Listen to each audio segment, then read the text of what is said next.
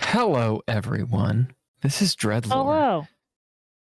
We're playing our campaign, our horror 1982 investigative Cthulhu-y style campaign known as the Red Writ. The Red Writ.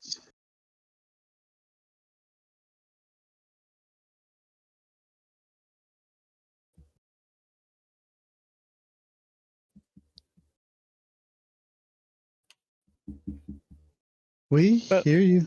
We hear you. But we hear you. It's not going through online. What? Okay.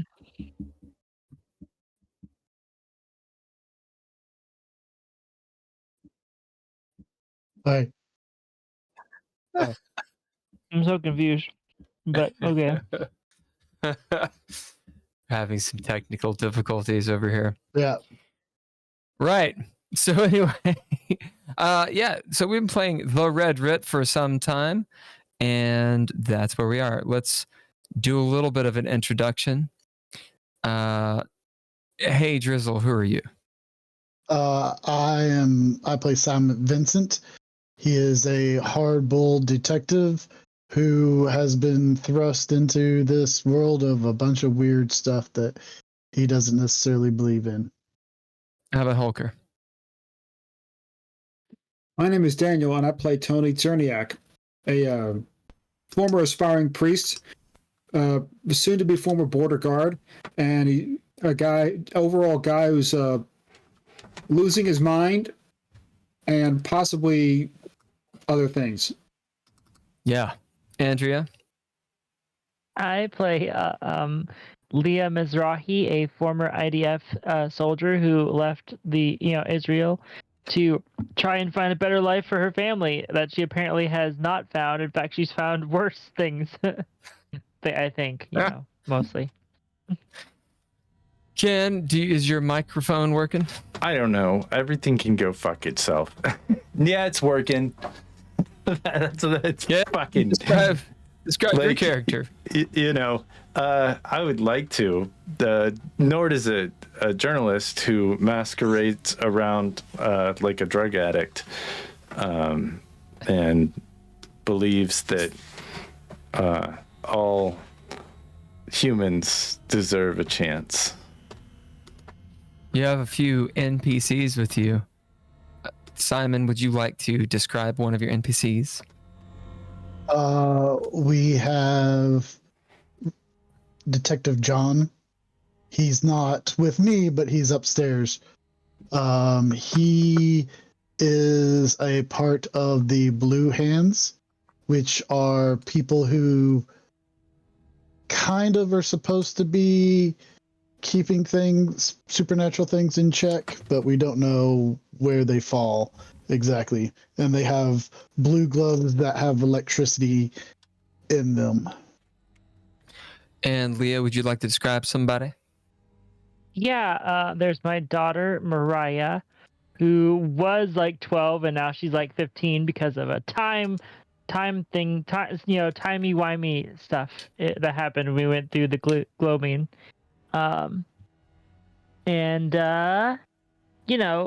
She's a Spitfire, and she has an attitude, and she's got a little bit more of an attitude now that she's a proper teenager.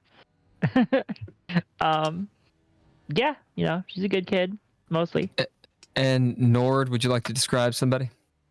Rebecca Foster is my on again, off again wolf, werewolf, bride to be, or AKA girlfriend, or just fling, who's cheated on me with a number of people in the last episode, which I found to be a little bit annoying because the standards are double. You don't know that.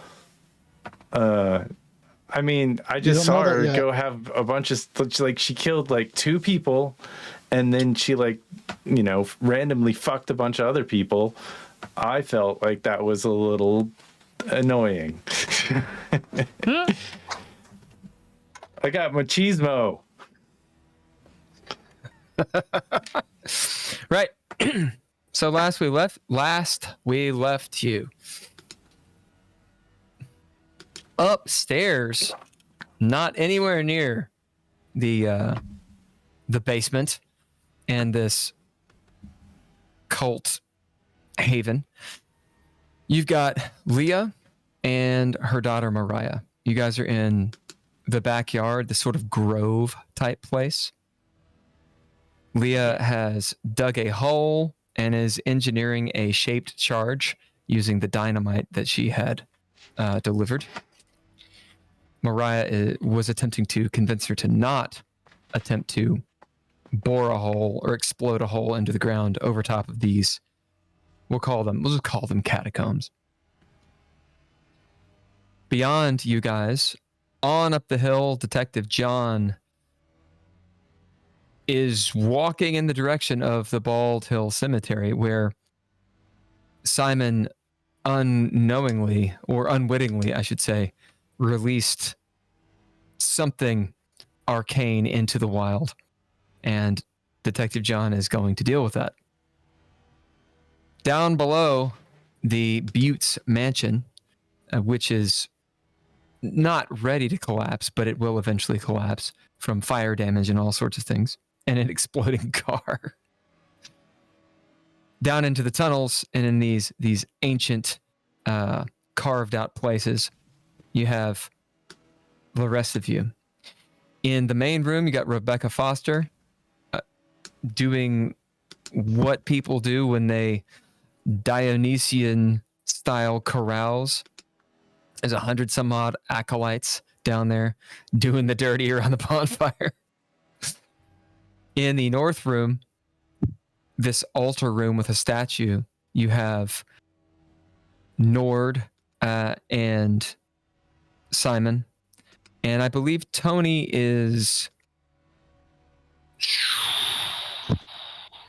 I think Tony is at the western doorway, still standing there. So Tony, as you look in, you see this pool of water, and down below, the various items, many which look medieval, some modern, treasure chests. It looks like a hoard of loot. This murky bottom, you can see maybe steps that go down into it, and there are 2 or 3 that you can see through the murk of these hulking sea monsters, bipedal sea monsters that just seem to be waiting. Behind you is the room where Rebecca Foster is doing what she does. Nord, you're standing there just outside these circles in front of the statue. Looking over, you can see Simon. Simon, you're next to this sarcophagus, which you realize is, at least the face that's carved into it, is that of Levi, the singer from the Blue Note, which you guys drugged and left in a Winnebago. With, I can't remember their names, but it was like Frank and Moody or somebody. I thought that was an apartment building, but I can tell you what their names are if you want. That was not an apartment. Oh, I thought we took it was like some drug park. dealer. Yeah, maybe it was It's like a trailer park next to the docks. It was George and Susan. George and Susan, yeah. Yeah, and Levi was dumped in the back to sleep off her hangover. Yeah. That was a number of episodes earlier ago. last night. It's about, I think I have you guys at like 3 or 4 in the morning right now, and you guys did that around 10 or 11 p.m. So it's been a few hours. All right. Thunder outside. The ground quakes yet again. And we'll say the action is on Tony right now. Tony, before you, in this massive round room, there's just as I described it before, it's completely surrounded by this oil. You had jumped over the oil, so you didn't get into it. It's simmering and bubbling. Previously, you'd seen one of the acolytes literally walk on water style to get across it. You just leapt. At least 100. You don't know. You're not Rain Man. Acolytes before you. Fucking fighting. Rebecca Foster's in the mix somewhere in there. You hear a howl or two. What are you doing? I'm going to attempt to open one of those chests. So you're going to go into the west room and into the pool of water? Or liquid, I should say. Oh. Do you mean the one with the sea monsters? That's the one. Yeah, no. Now you remember, Onus did tell you, you're holding a knife, this curved blade. It looks like a sacrificial blade. Onus did give you a command. You have resisted it. It was to go down in there and get her something. But you can't quite remember what it was through the fervor and, you know, the mental acrobatics you had to pull. You just can't quite put your pin on what was it. Why you're holding this knife, but you know that she wants you to go down there. You can still feel that, and maybe even across the room, out of the wall, you see her standing there, staring at you from afar.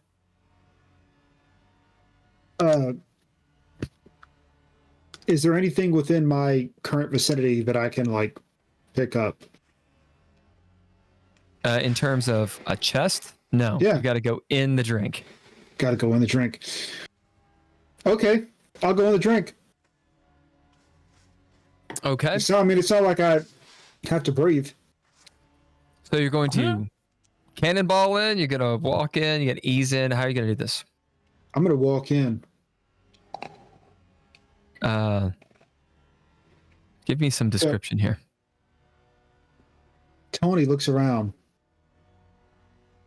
sees that there might be something valuable hidden underneath the water. He stands up and effortlessly strides into the water, step by step, without a worry, because he's got a big knife. This room, as you look around, it is extremely dark. And it might cross Tony's mind. How is he seeing so clearly? You can see the contours of the sea monster, their bulbous eyes sort of refracting and reflecting some of the firelight maybe from the open door. But you're seeing much better than you might expect. Like a cat at midnight type thing. As you step into the boiling oil, there's a stairway, long steps that lead down. Think of a Roman bathhouse. And as you do, you feel this. It's not pain. It's not pleasant, though. Right up your leg as you submerge yourself in this oil. And a strange sensation all over your body. Strange smell kind of goes up your nostrils. It reminds you of fried food. As with open eyes, you stare down and you see the sea monsters. One of them, the sea hulk, just bulbous muscles and seaweed for hair. And its back, things crouched 7.5 feet tall. It looks up as its hair, seaweed hair, moves and drifts in the liquid, and its eyes blink, looking at you. You see this maw of teeth. It kind of stands up a little bit, floating there, and then eases back down as quickly as it was brought to alert, as seemingly you're not a threat. Tony, you might notice that each of the sea monsters has a manacle and a very thick chain attached to the wall. Enough for them to move around within the pool. As you continue going down, buoyancy gathering itself as you're kind of struggling to get to the bottom, and you have to start swimming to get down there. Nord, you're standing before this circle of carved in the stone. It's got wax poured in it and sort of a bluish color. There's droplets of candle wax all over the place. Many people have knelt and prayed and did who knows what in the circle, standing before this massive statue. To your right, you see Simon continuing his investigation. What are you doing? And you guys are in the same room, so you can talk.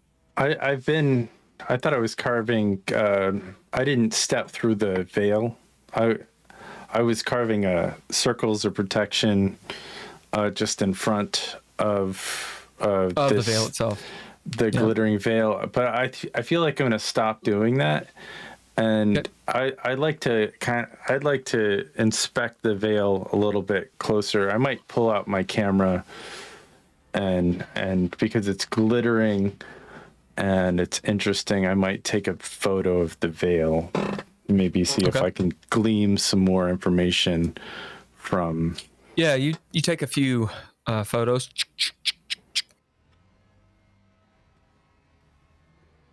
But I would like as this is 1982, you got to develop the film first. I would like to bid the camera to give me some insight because it has some special ability. Okay. And it has one of its traits is to see hidden. So I want to see if I can get any kind of idea of what it's about.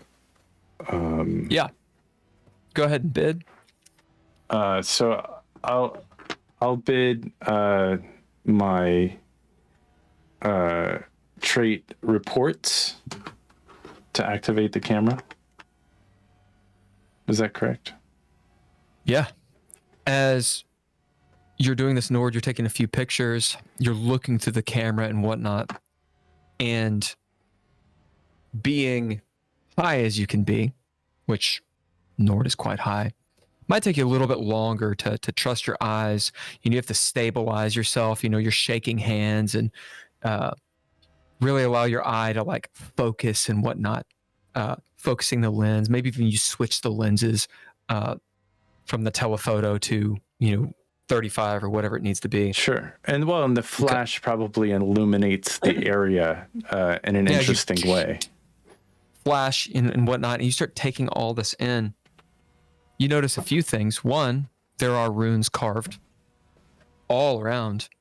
As the shroud shimmers back and forth, you note the runes themselves are moving with it. It almost looks like a shadow box casting the runes in shadow on this thing. And Nord, you're not compelled to do this, but it's kind of like being so close to the edge of like a cliff and having those errant thoughts of, I could jump over. Or maybe that's just me. As there's this idea of wanting to maybe touch the shroud. As you see that there are runes it's casting all around. You can gather among the things you gather that this looks like magic. Maybe it's a hologram though. As you're looking at Simon, he's got his his hat on and all the various things that Simon has. Simon, what do you look like? I look like just a hard-boiled, the typical hard-boiled detective. So I've got on the fedora, the long brown coat. Although like I'm wearing more like a suit underneath the coat. But yeah, I look like your typical. You look like Columbo. Yeah. As you're kind of seeing him and how practical he is, and man, this would be some David Blaine. Like, this would be so difficult to create, but you're seeing this projection in front of you, Nord. It looks like magic. You realize that maybe the runes themselves are keeping it in place, but the shroud itself is casting the runes, and they almost look like shadowed. As in, like, imagine seeing a shadow cast on a wall, but then wondering what's casting the shadow, and you can't find the object or the light source, right? Because the shroud itself is the light source. You feel okay in there, Simon?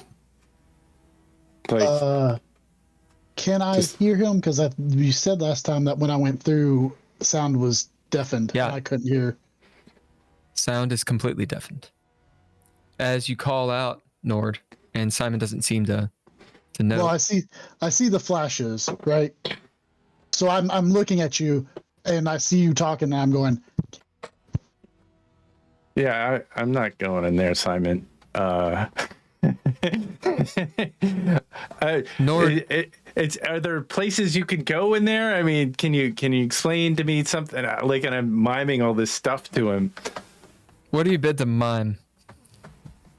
I don't even know what I'm miming. I probably just look like a flailing idiot. You don't need to bid, but you could if you want. I'm gonna bid Opium Addict to just say that, you know, everything that Simon sees Nord, which is a flaw, everything that Simon sees Nord do is it's all expressive. It's like a whole thing. And he like shakes the camera at him, and like a whole like, and it's like coming like the runes. They're not coming from where they're supposed to come from. I'm like, Yes. I'm like,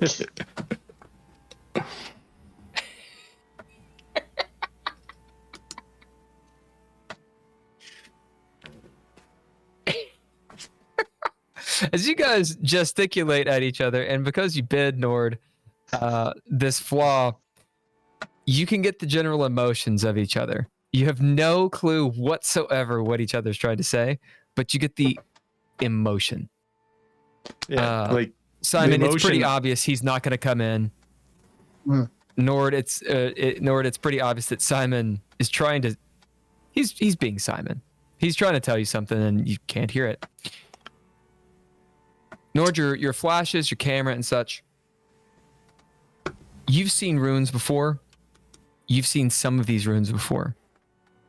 There will be a distant memory. Difficult to know where it came from. Maybe in the back of your throat, the taste of black licorice, the salty German kind. But, and you were reminded of the gloaming. Mm-hmm. Okay. Yeah. Well, that's not good. I think that this is the porthole. All right. I think I'm gonna motion to Simon to like look around, kind of thing. And then I'm going to motion to Simon that I'm going to go somewhere else. Simon, it's clear that Nord has made up a decision, but unfortunately, because he's flailing wildly, you have no clue what he says. You get the gist. You get the gist. All right, up top. Leah, Yeah. you have convinced Mariah to not utterly sabotage your efforts to kill everyone. As you're up there, what are you doing? Oh, the earthquakes, and behind you up on that hill, you can't quite see it from the trees and such that are blocking. But if you've seen War of the Worlds, every so often an arrow beam of fiery hate laser goes and like cuts down a tree and lights it on fire. So Leah, she goes back and puts all the dynamite back, and then she buries it. Like she attaches the fuse to it first, and trails it outside of the hole, and then she starts burying it back, right? But then before burying it all the way, she takes the little e-tool that she has, and she goes to the other side of the pedestal that the statue is on, and she tries to pry it up with the edge of the with the e-tool to see if she can. To see if she tries to do what? See if she can like pry the edge up of the pedestal. So that pedestal is pretty entrenched. Yeah. Poured, and it held that statue. I think the statue went back to the pedestal. It's at least halfway standing on it. I thought it was like away from it, but it was like crouched over. We don't know that it's actually like dead or something. Well, its head is gone. It's been melted with putty. Well, fair. Well, let's find out. Let's do a high roll low and see. And also, what do you bid to make this all happen? For this, I will bid. What do I have? I will bid. Time served. Okay. And how does that apply? It applies because Leah's done a lot of entrenching style. Like she's done a lot of random like military shit that applies to what she's trying to do right now. She's trenched. All right. Yeah. Drizzle, will you roll a d12 and Leah call high or low? Low. It's low. Yeah, as you get over there, you see that thankfully the statue is not standing on the pedestal. It's just off of it, just in front of it. As you go behind this hulking, angelic beast that's head is melted down the stone and is literally like rolling down its back, and it's lurched forward in a horrific, like almost like a haunt would feature this thing. As you put your E-tool down, and sure enough, can pry up a pretty thick platform. We'll say it's, I don't know what it would actually need to be, maybe 8 inches. As you pull it up just a tiny bit, and it's one slab. So yeah. Well, what Leah will do then, now that she can tell she can lift it at least a little bit, is she'll go back to the hole that she's at and dig out underneath it, like at an angle, and basically, just to sort of, to not describe the whole thing and just describe to you what I'm trying to do, I'm basically creating like a ramp for the pedestal to slide off of and into the hole. I see what you're saying. Okay, it'll take time to do this, but yeah, as you're gonna have to, your hole I think is like 2.5 some odd feet down. Yeah. Well, now it's probably only about a foot down. Oh, it's about a foot down. Yeah. Okay. Yeah. So you're going to be rocking and rolling. All right.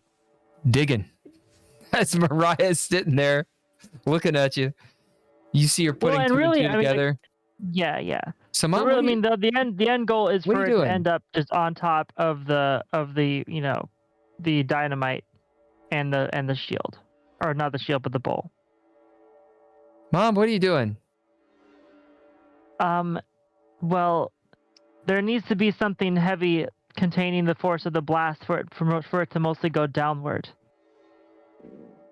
You see her look over at this wide, long pedestal, that's the base of the statue, essentially. You're going to try to move that over there? Well, they're right next to each other. So all I'm trying to do is slide it into the hole. You see her eyes kind of open. I guess I can help a little. If you want. So you absolutely can do this. What is your brawn, though? 2. All right. So here's the deal. Leah, you start at your work. You start digging. You're pretty smart about it. You're strategic about it. Engineeringly minded about it. However, this is an 8-inch thick, wide, we'll say it's 4 foot, 3.5 some odd feet wide, right? It's pretty heavy. As you dig underneath of it, and you've got to dig enough to where you can pry it up, and shove it down. You, even with a brawn of 2, can pull this off. Mariah can, maybe counterbalance it to like jump up and down on it and attempt to move it with you. It's just going to take time, and it's going to wear you the fuck out. So, you get another condition, which is exhausted. Okay. Because this is hard work. You're digging in the snowy, icy, frozen ground, which you, out of game, knows is rather difficult. Yeah. And you're moving a slab that weighs a lot more than you. Yeah. Yes, you can do it. It takes time, and you are beat at the end. Okay. That's happening. Down below, Simon. I'm going to bid investigator. I'm going to check and see if there's anything else in this room, because I'd already investigated the coffin, the sarcophagus. Yep. You did not open it, though.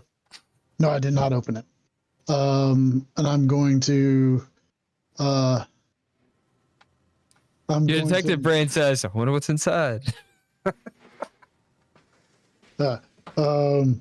I'm going to investigate the rest of the room and see if there's anything around there. And what did you bid? Investigator. Bidding investigators, you look around, you see, like I described, detritus all over, garbage. Much of it looks like it was maybe blown in, like wind, like a door is open up top, and maybe some animals nested in here. There's all kinds of crap on the ground. Sticks, leaves, fur, etc., like little squirrel bones and whatnot. And it has that smell of way old decay, like the smell of a mausoleum or a graveyard. On top of that, it's like all of the crap that's in the ocean has been thrown in here. There's like rubber bands and plastic was a thing in 1982, yeah? Sure. Plastics, burgeoning business plastic that. There's all kinds of commercials about it. Anyway, Coke cans and wrappers and et cetera, et cetera. It looks like people have made this a trash heap. We don't make the products you use. We make the products you use better. That's right. Yes, right. It shows like knees and anyway. As you're maybe digging through the stuff, do you actually go through the trash? Imagine like a Hooverville, the refuse from that, right? It's all like moist. I would I'm kicking it around. I don't think I'm searching through it with my hands. I'm kicking it around to see if it is just all junk or if there's anything. Roll a D100.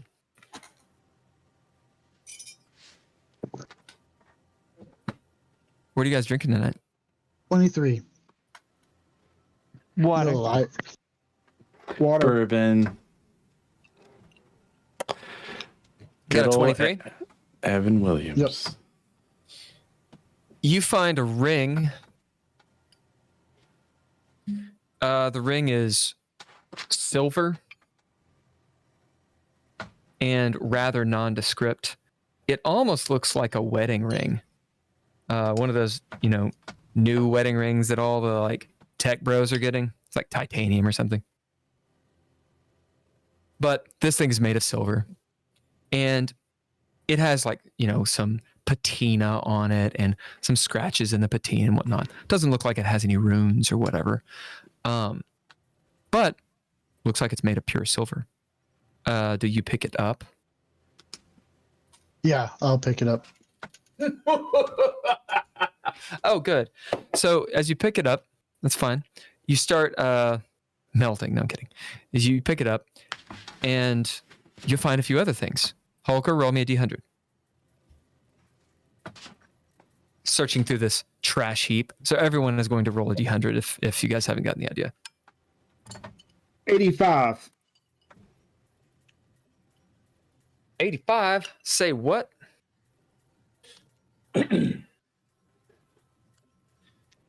Amidst the trash, you find a metal goblet. Looks like it's the kind of goblet that an aristocrat or royalty might have used. It's ornate, maybe dinged up a little bit, but of very fine make.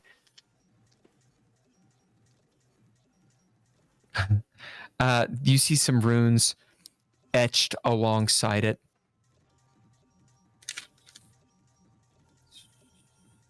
Make a note really quick.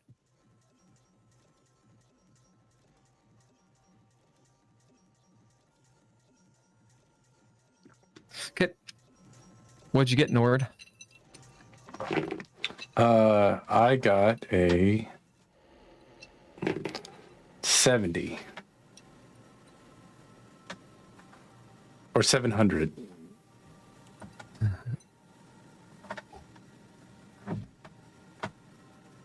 Simon, as you're looking through all these things, this is taking time, but you can tell that there's a couple more things. As you find a pouch, and as it looks like a pouch about yay big, maybe like a purse, drawstrings. It's made of leather, fine make. There's a embroidery and whatnot on it. Just rather nondescript symbols, as in they look more like designs than anything. They're triangular shapes and like polygons and whatnot that maybe you've seen before, maybe you haven't. That was 70, right? Yep. That was 700. Right. And Andrea? 12.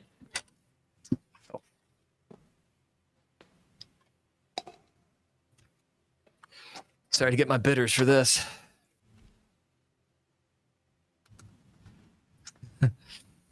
Simon, you find a broken mannequin made of wood.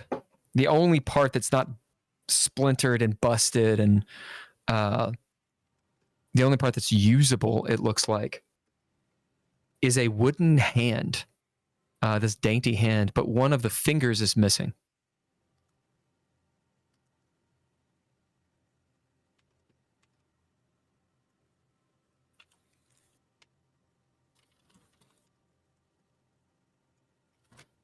Is it the ring finger? It's called high or low. Hey, Nord, will you roll me a d12? And Leah, say high or low. High. A 5. That is low. It is the ring finger.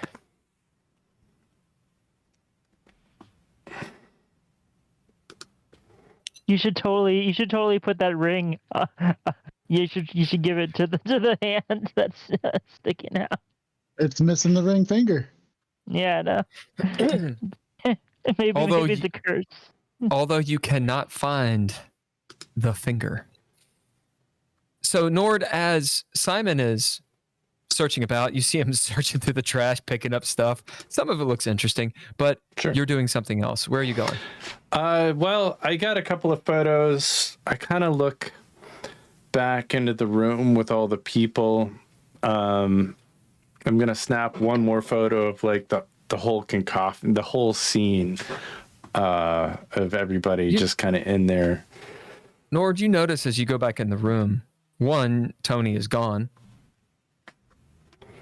Two, while the room still has a ton of people still in it, you see a train of people moving into the east room. They're usually going in 2s and 3s, and they're not going in mass, but it's almost like that feeling of something's about to start.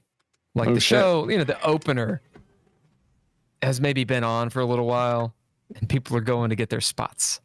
Well, I am gonna bid badge and clipboard to try to run ahead of everybody that, make my way, but push my way through to wherever it is they're going.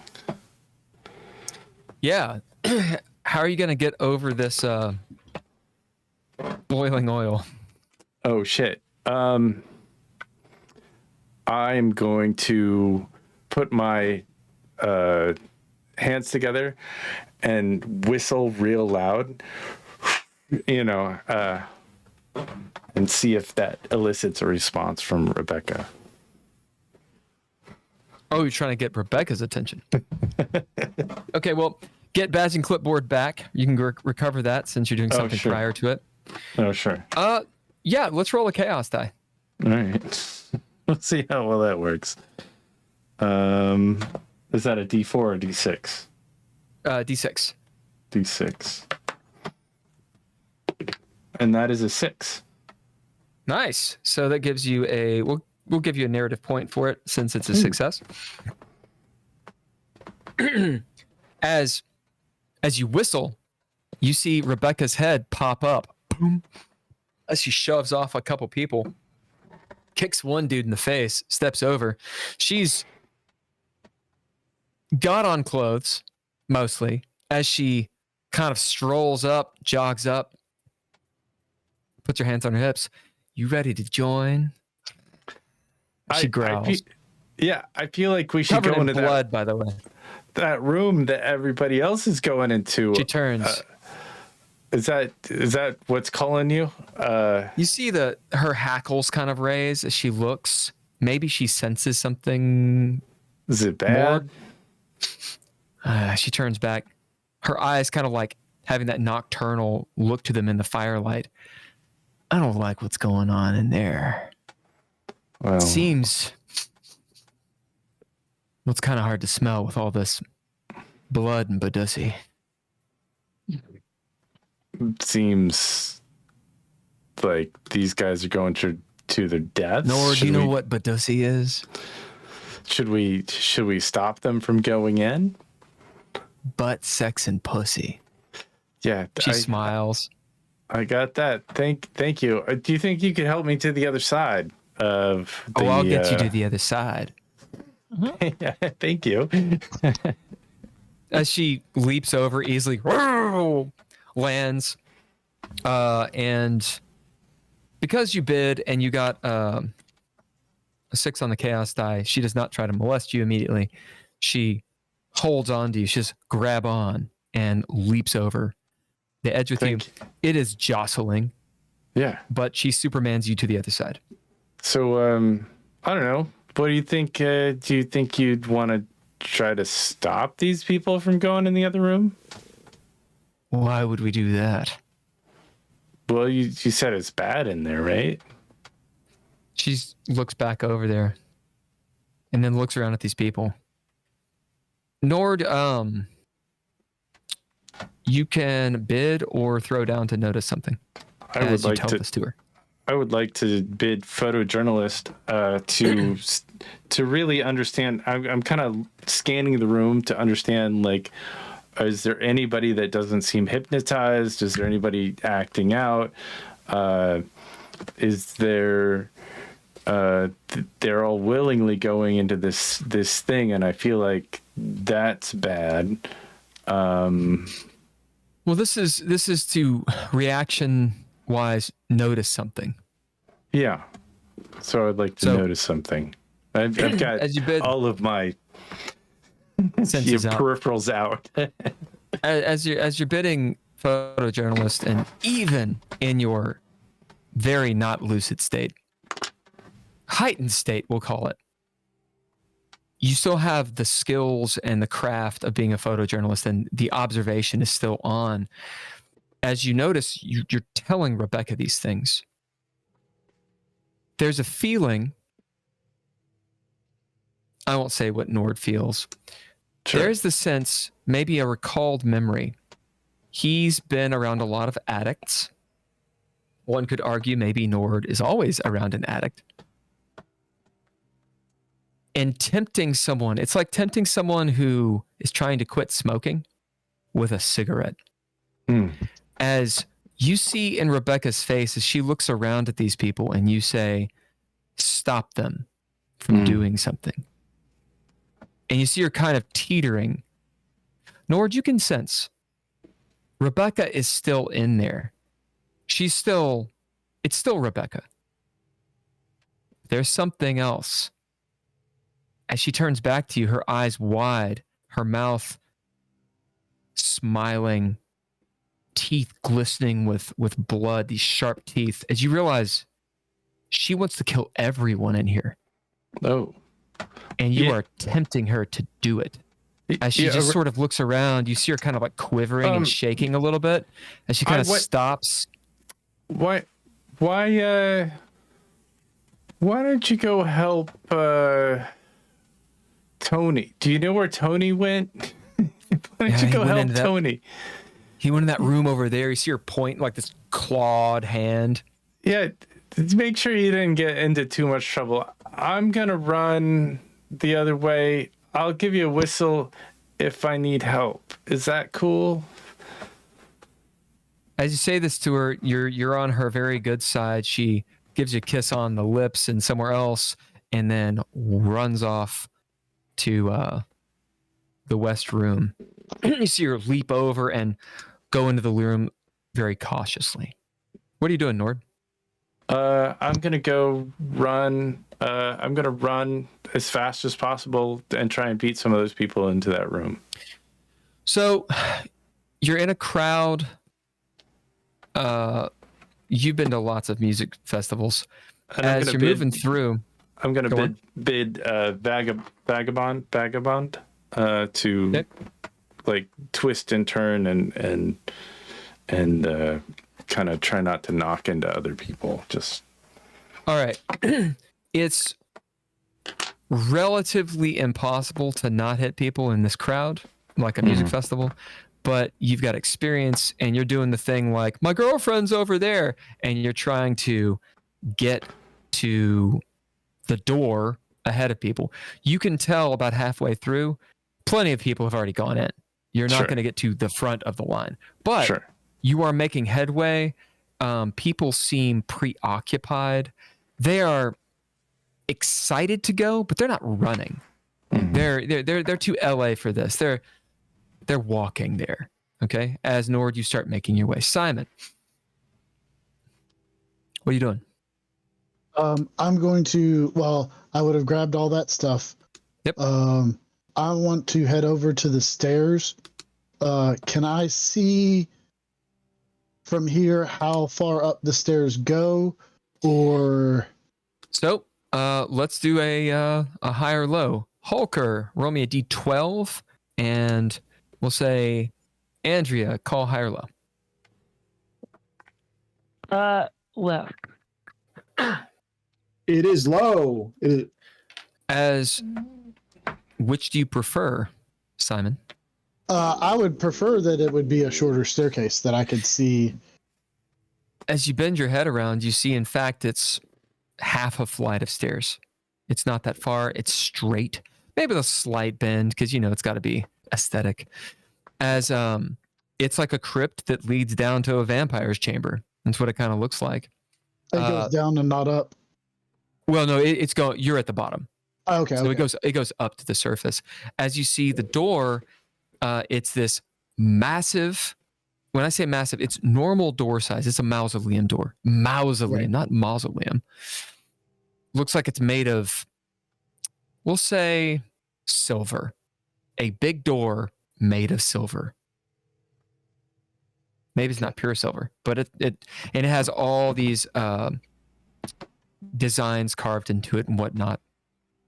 It is slightly ajar, and you see that the elements have gotten through. Maybe it's even bent a little bit, as something perhaps slammed into it or whatever. But it's maybe open enough to squeeze through. The door is, the way it opens out. Well, hold on. Do mausoleums door open out or in? Probably out. I'd say out too. Yeah. I've seen both ways, so it just seen both depends ways? on. Yeah, I will say you could do it either. Okay, we'll say out, and because you because it was called in your favor, you can kind of see out. So it's situated where you can actually see out the door, just a little hair. Okay. As you see, it's dark. And at first, it just looks like nighttime. There's no light. But then you start to see, as you sort of stare, silhouettes of trees. And beyond the trees, a purple hue of a sky. And it looks like maybe like an aurora borealis or something. Wispy beyond them. Sanity roll, sir. Well, I'm going to go look. So, do you want to wait till I go up and actually look out? No. Okay. Oh, sure. Yeah, it's you tell me how it is. You describe what Simon does. Okay, so he notices something weird, but he's trying to figure out where this comes out at. So he'll go up the steps, and he proceeds to stick his face basically in the crevice and look out and see if he can figure out if maybe this is, because he's thinking maybe this comes up on Bald Hill. Right. Simon, you're immediately proved wrong. Go ahead and roll. Threshold for this. I'm going to do something a little bit new. All right. Simon,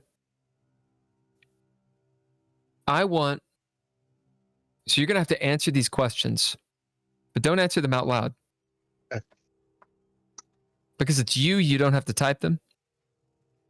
Just keep them in your head.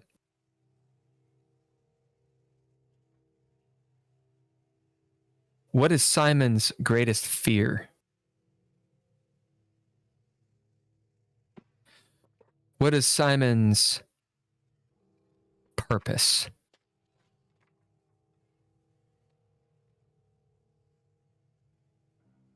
Who is Simon closest to?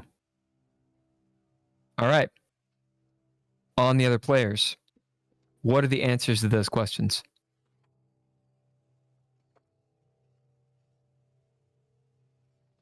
For us, for our characters? Nope. No. For Simon. Well, I think Simon was closest to that police officer that got him on the case. Officer, what is his name? I can tell you in 1 second. Duck Hideaway. Hideaway. Is that true? Or Hideaway. Yeah, not Hideaway. That is not the answer I had. What was the answer? Right now it's Mariah. Yeah, I was going to All say right. the same thing. Yeah. Yeah, but right. Mariah is a new entity, so I True. guess that makes sense. So second question. Right?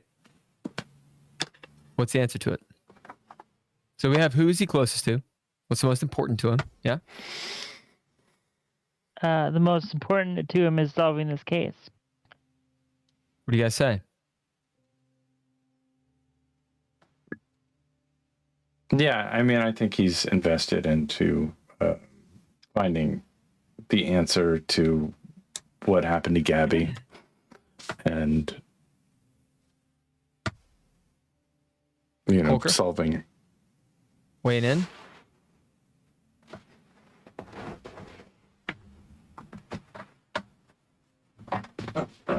I think he's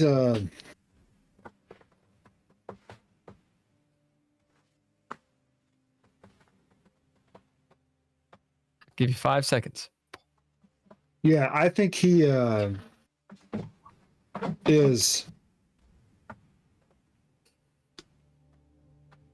It just is, man. he All right. is. What's the answer?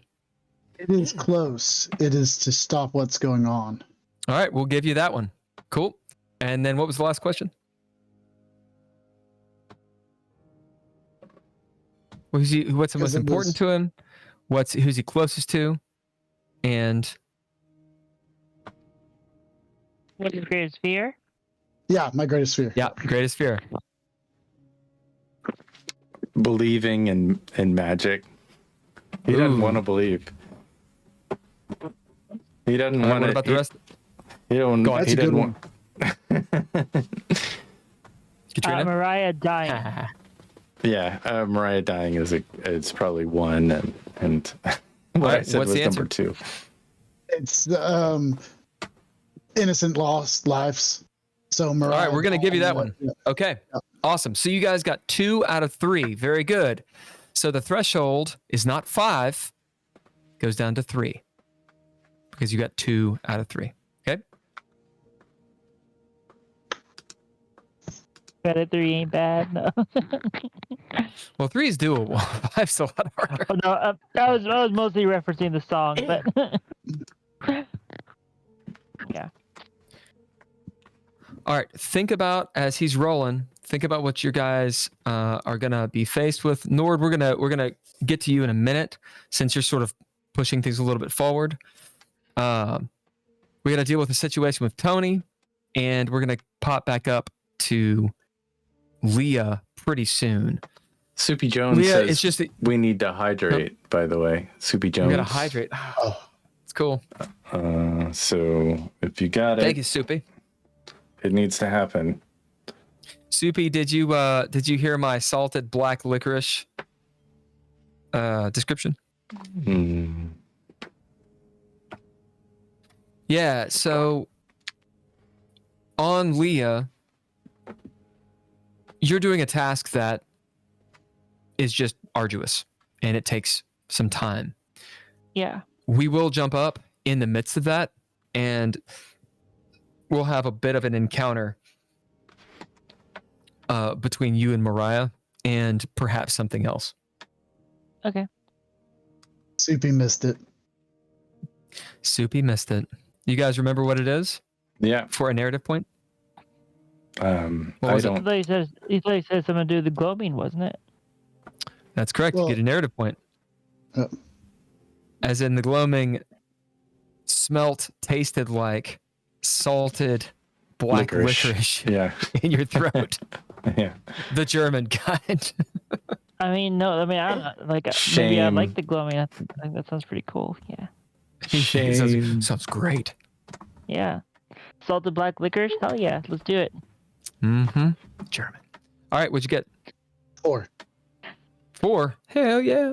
As you look out and you see something you've seen before, you see the place that you traveled through, the black door or the red door to. Does Simon know the name of it? That's up to Simon. It is a dark forest. This is where Nord got his staff. The trees, the canopy is thick. Simon, you can't quite remember what happened on your trip through this forest, but you do remember there were dangerous things here. There were 1 or 2 allies you made, but you remember this is a dangerous place.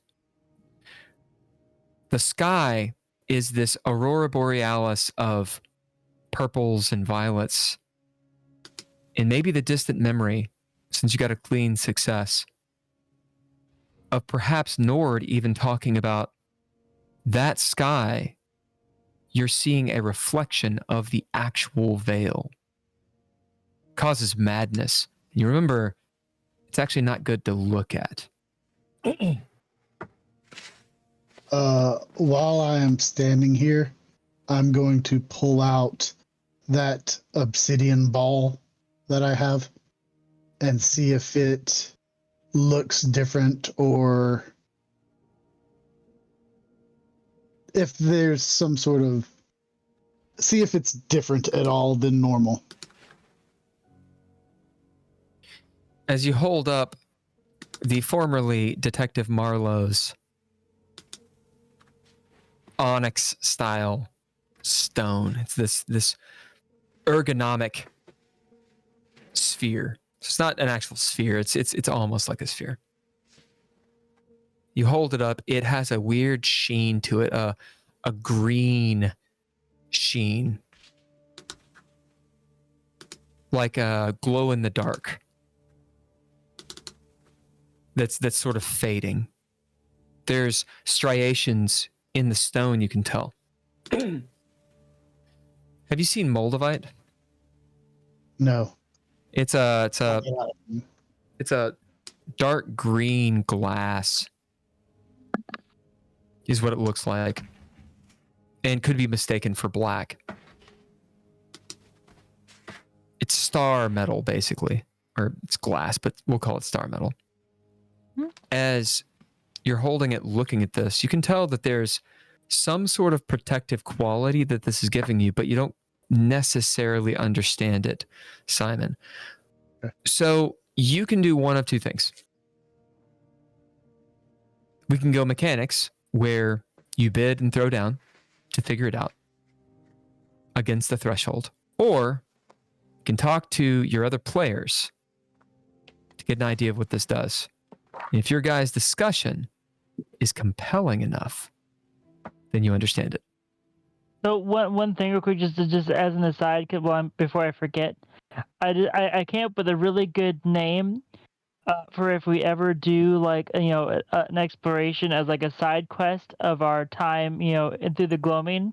Mm-hmm. We should call it a glomp through the gloaming. Can dig that. All right. So what's the choice? So like this is the same ball that I found at Under the in Rebecca Foster's apartment. Right, yeah. I remember. So I'm discussing. Oh, sorry. Oh, no, you're fine. So it has a protective sheen on it. It is not obsidian like I thought. In here, in the gloaming, I can see that it is more green. So what do you guys think? I think it's Like there's trickery afoot, but Nord originally thought it was healing, and it was something that could have been used to heal people, but now that you're saying, I think it could be trickery, it could be envious, it could be spite, maybe something sexual, desire. Well, that's just are you basing that on just the color? No, Yeah. He's basing it off of the book. Oh. Oh, okay, because the different colors where he uses this stuff. Yeah. For casting spells. You're muted, Hulker. Yeah, unmute Hulker is trolling us. or trolling. Joe, Hulker, you're muted. I say it could be something that keeps everyone here spellbound because there's a lot of people here who are obviously enthralled by something. Something is keeping them here. Well, I mean, if this is something that was found in Rebecca's, then it would lean towards maybe the envious or the sexual in nature because she was a prostitute. Yeah, maybe. They were just having an orgy, so. Yeah. I know that I have tried to use this.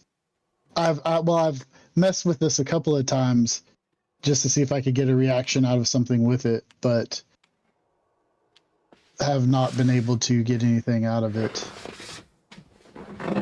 In my nondescript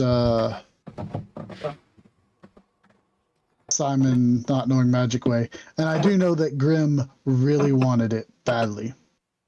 Sure. Well, Grim was trying to do Lifeline. I mean, my initial thought when I saw it was that it was some kind of healing thing. But based on the descriptions, that's not what I'm thinking.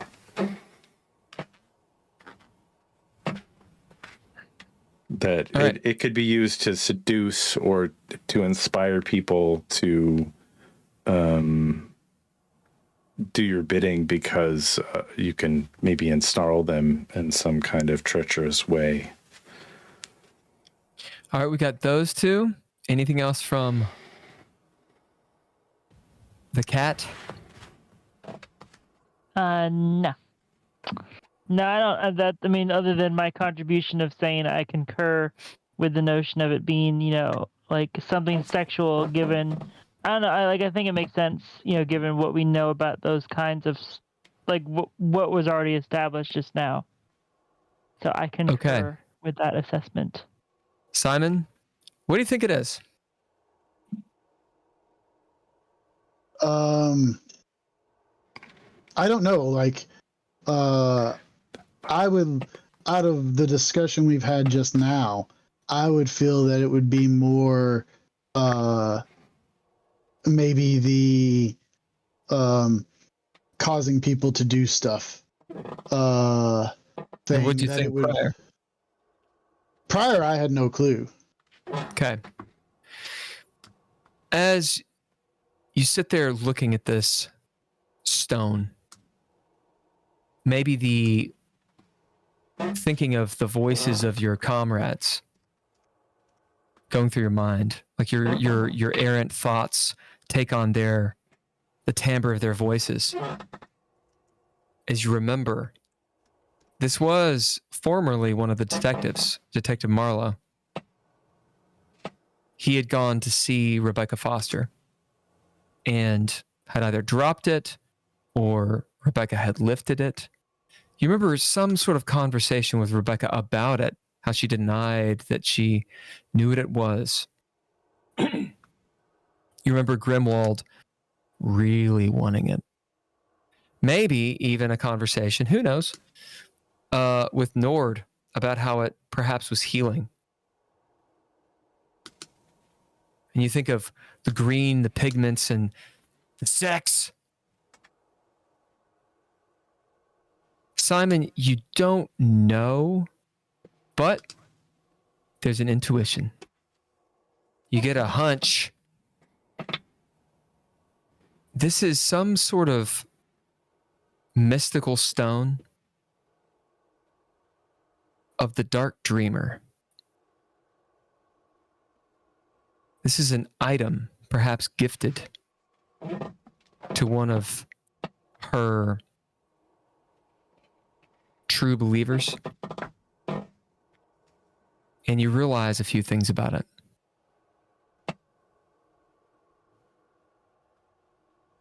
It will protect you against certain elements that she would have command against.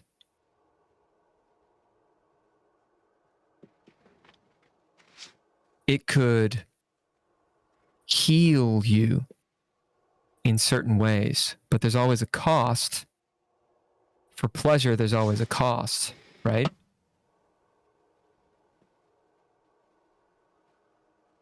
And in a time of great need, you could destroy it to replenish something about yourself. Now, what I'm saying is it does three things, other than being something really valuable. You get to know one of them straight up. Which one do you want? The healing thing, the replenishing thing, or the protecting thing? The protection thing.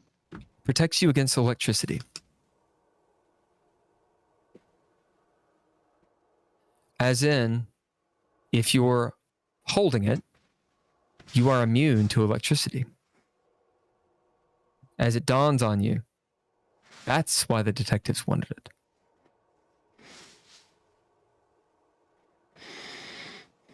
Yep. You know, it does two other things. All right. Back to Leah. Mariah looks up at you as she's covered in dirt, covered in mud. It's cold. You see her hands. She's got her fingerless gloves on because she's cool. Her hands and fingernails are like red with the cold. She's covered in mud. So are you. As you guys have made pretty good headway on this booby trap explosion thing you're doing, maybe even moved a lot of dirt to create the slide for this pedestal. You haven't moved the pedestal yet. That'll be the last thing. She looks up and says, so, are we ever going to talk about it? I mean, we just did. What do you want to talk about it more? She sort of shakes her head. What's wrong with you? How do you mean? You see her like roll her eyes. She sits down like in the dirt, stopping and like throwing some like stones and mud clods.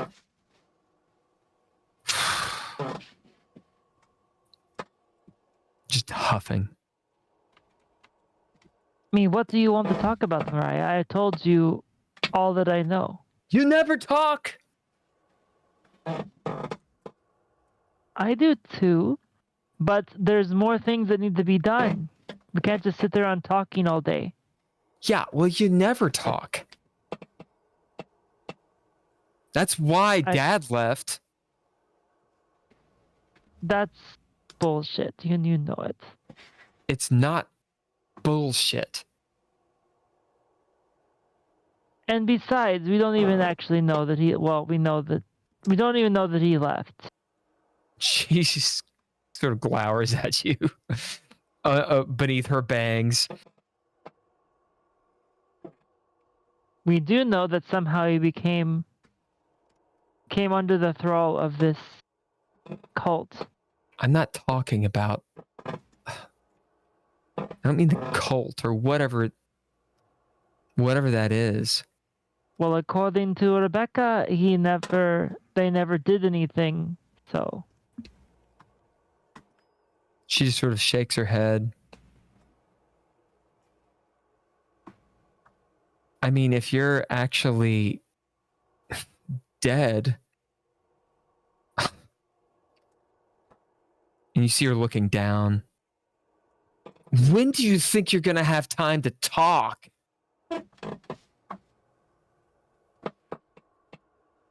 I need to make sure that whatever is going on is stopped. Because why? Because I want you to have a better place to live. I want there to be somewhere safe for you. You see her just like kind of get back on her feet and she's digging again. Because if I don't know what the end goal of all this crap is, but I have a feeling that if we don't stop it, there isn't going to be a safe place, be it here or on the other side of the world. Fine. She continues digging. You hear a sound over the hill. All right. Who wants to be fortune? Who wants to be false fortune? I was a false fortune last time, and I rolled 70s every single time. So I feel like it should be false fortune this time. Okay, you false?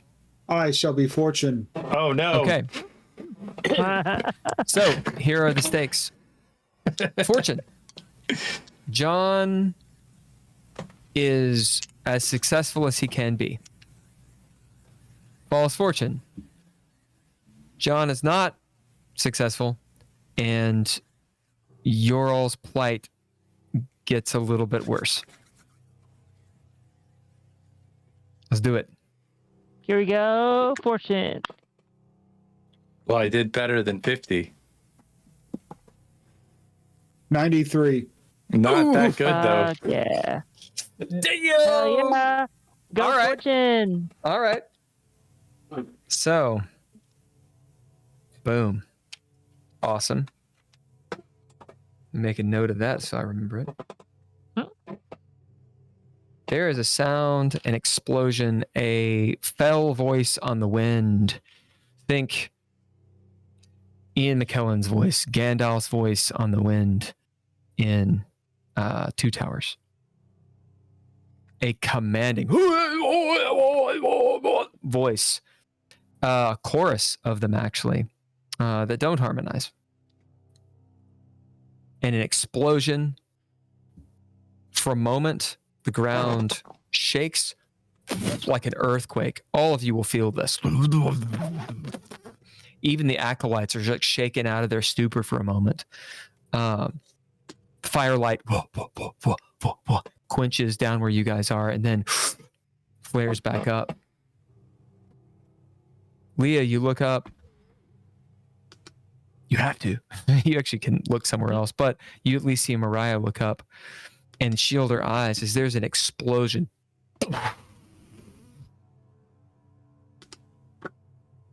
And then the sound of hail. As you realize, Leah, it is not hail. A stone about yay big lands right next to you. As part of the Butte's house explodes as one of the gravestones that's the size of half of a room slams into it like a meteorite, exploding. As then you see in all directions, all hell raining down from this explosion. So what I do is I grab Mariah and actually pull her with me beneath the sort of crouching over angel statue. Are you spending cunning? Yes, I will. I see. For that. As you grab cunning, grab Mariah, yank her in right before she almost gets crushed, and you get peppered with stones, but you get underneath the statue. Statue is beaten all to hell. A big stone lands, crushes the statue. You guys are underneath the rubble as you climb out, abrased and scratched up. Mariah underneath your body as you've protected her. And quiet, a disquiet. You look up towards the hill and see, even in the darkness, a smoldering fire and just smoke billowing out of it. And quiet. Even the storm has seemed to like stop and take notice for a second. What the fuck was that? Where's John? He went up there. As you see Mariah slowly turn and look up. As she looks back at you, you can tell in her eyes she is afraid for whatever happened to John. Down below. Finish your thought. I was gonna say, if you want to go warn them, I think you better do it. Warn them? She About looks what I'm down. about to bring down on them. I knew it! She stands up and brushes herself off and runs in the house. Okay. Tony! As you slip deep into the primordial soup of someone's hot pot in Sichuan, you get to the bottom. You see all the different treasures laying about, chests all around. You're 15, 20 feet down. You notice that there's an entrance. It's a barreled ceiling that goes off to the left and continues down. There's a portcullis that's raised. It's all under this oil. There's all these treasures here and littered down, trailing down this hallway deeper. As you see, as it goes down the hallway, richer and richer diamonds, magical looking things reaching down. You can see it glittering catching the light even from the surface down the hallway. All the riches of Agrabah going down. What do you do? And the three Sea Hulks staring their massive 8.5, 9-foot bodies, if they were to stand up erect, sitting, staring at you.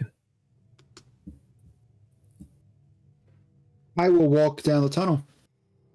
So you're under water, under oil, as you start swim walking down the tunnel. The pressure getting a little bit heavier. It's uncomfortable, but it doesn't hurt you. As you remember, you don't breathe. There's no burning in your lungs or anything. Maybe even the thought, do you even have lungs?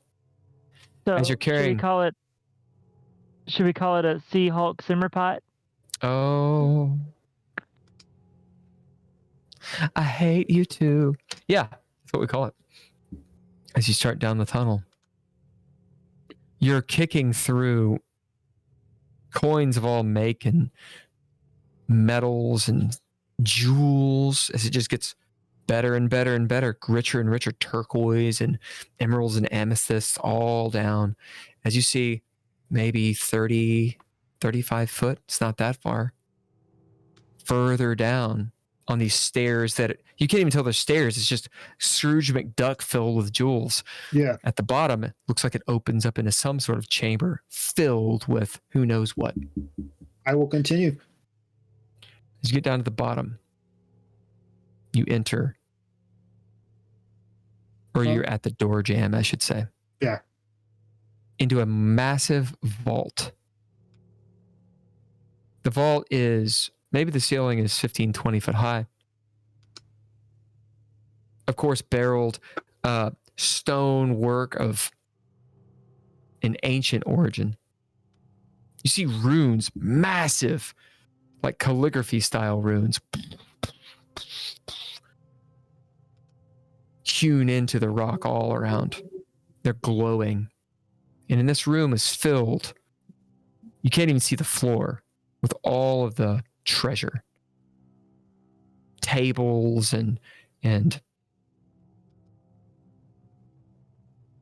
furniture of the finest make, all under this oil, and it somehow is catching the light. It's like sort of glimmering around. It's not bright down here by any stretch, but your eyes can somehow sort of see it. Way out in the middle, you'd have to climb over several of these riches. Up on top, you see... I see. Roll a D100.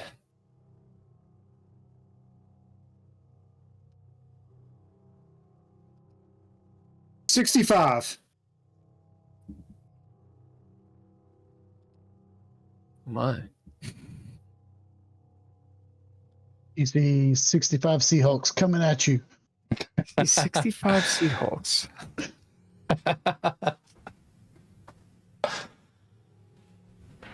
A curved, ancient-looking dagger,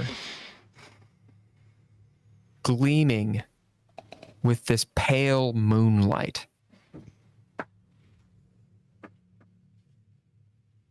It radiates.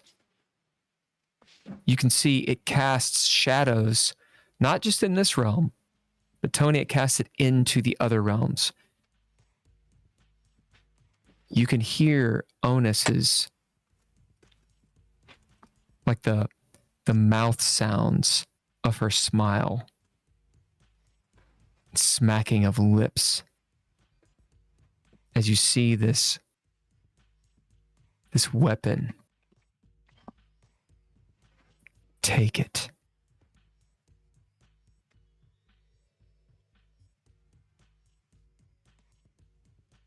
I take it. Now you have command. You can do what you want.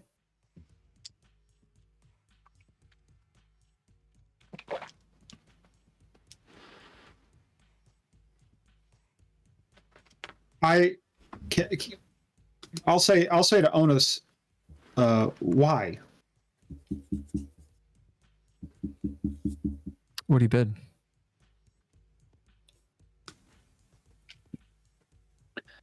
I will bid. What kind of job can I get with 10 years of Latin? Yeah, how does that apply?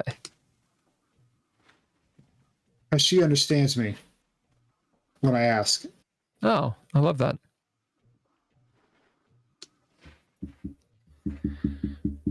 As you bid,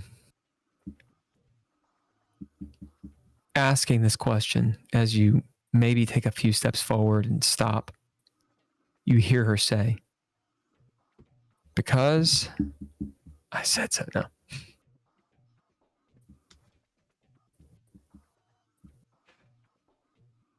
I'm actually going to pull this up. Lore drop.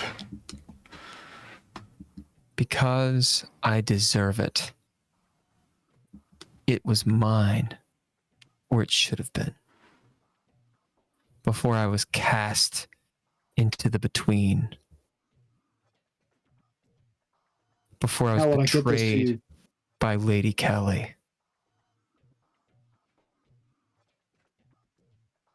You will How will come I get to this me. to you? You will come to me.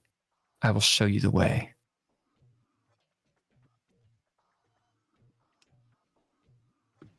I will pick it give up. you, as you pick it up, I will give you your heart's desire, Tony Terniak. As you hold this thing, you see it's a dagger. It's a little bit longer than a dagger. It's not quite a machete. Not quite a machete. Could be used like a machete, though. And it thrums with magical power. What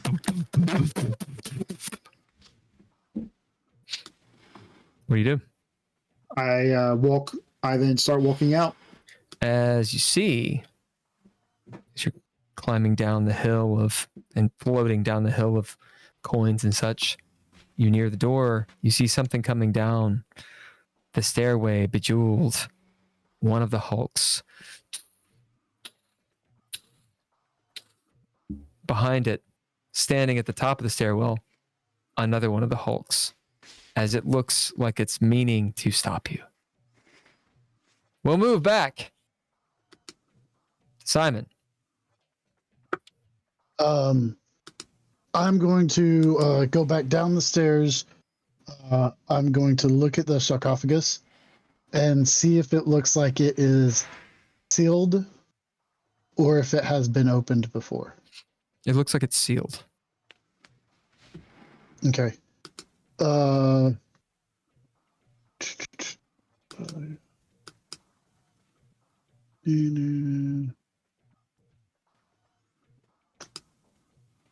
am going to go back to the veil.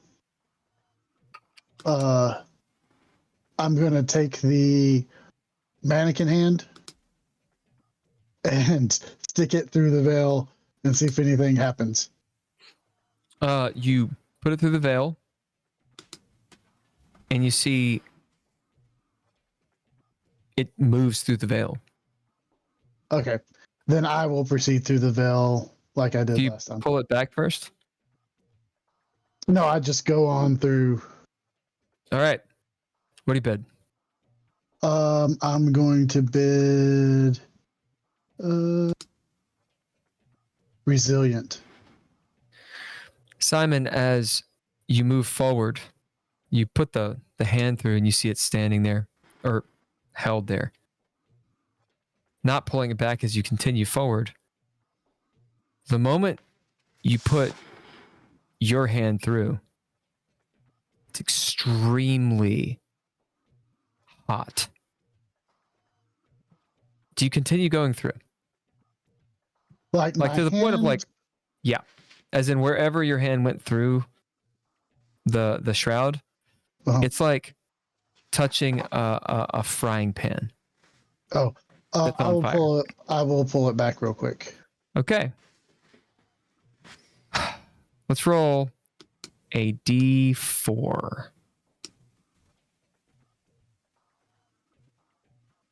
It's a 3. Okay. Remember, you have proficiencies. You can re-roll. 3 No, I inches. don't. 3 inches of your fingers are gone. As you pull them back, and they turn into dust. Crap. Anyone want to spend proficiencies for Simon's fingers? Can I spend a pip? And say Yes. Yeah, I'll Yes, spend a you pip can. and say that I don't do that. Okay. Um, As there's a moment where you're like, I'm going to pull this back. As you see the entire hand turn into dust, and you smell burning sawdust. As maybe like the tips of your fingers are raw. You notice the shroud glow and the runes a white as this happens. Let's take a break. 10 minutes. Whoa.